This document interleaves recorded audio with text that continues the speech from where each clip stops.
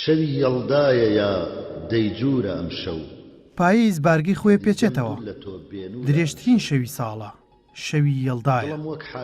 شەوی شاعیران و قسە خۆشانە لە شاری سلێمانی شەوی ئارام و کاتێکی خۆش بەسەر برا هەروە بە ئاسانی نازناوی پایتەختی ڕۆشنبیری و لەم دوایانەش پایتەختی ئەدەب بە شاری سلێمانی نەبەخشراوە. سلێمانی هەمیشە شارێکی زیینوە شارێکە باوەشی کردوتەوە بۆ هونەر بۆ ڕۆشنبیری بۆ کەلتور بۆ یادە نەتەواتی و نیشتیمانیەکان هەموو کاتە و جەماوەڕە خۆشەویستە ئاوا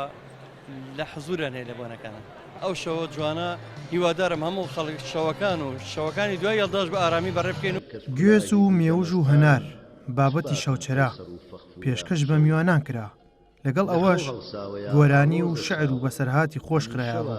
بۆ ئەوەی ئامادەبووان کاتێکی خۆش بەسەر بەرن. سروشکم نەقشی چاوی تۆ دەکێشێ من ئەم شوهاتون بەشداریم کردووە لەگەڵ ماڵی سۆفی کەریم لەگەڵ سنتەری ڕۆشنبیری سەلا چونکە هەموو ئیش و کارەکانی منیشینی ڕابردوو داهاتوم لەگەڵ سنتەری ڕۆشنبیری سەرای و لەگەڵ ماڵی سۆفی کەریم ئەم شەو هاتووم لەبەر خاتری کردەواری خۆمان هاتووم هەردوو لامان بەشداریمان کردووە هەم سنتەرێکی خۆشە بۆ هاوڵاتیان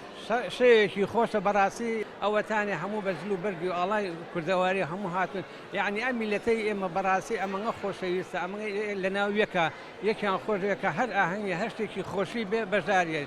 کە دیدەم دوور لە تۆ بێنورە ئەم شەو شەوی عاشقانە ئەوانەی عیرفانی خودا و ئەوانەی فرمێسک لەسەر وشەی نامەکانی موحیبەت ئەڕێژن و ئەوانەی ماندووی پاییزن هەمویان پڕن لە جوانی ئەمە شەوی یەڵدایە یاران کە تۆی شای کەس کولاهی دیدەمەستان چ باکم قەیسەر و فەخفورام شەو ساڵانە لە شاری سلێمانی چالاکی بۆ شەوی یەڵدا ئەنجام دەدرێت تا هەمووان پێکەوە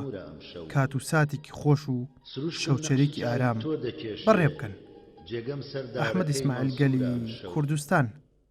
سلێمانی.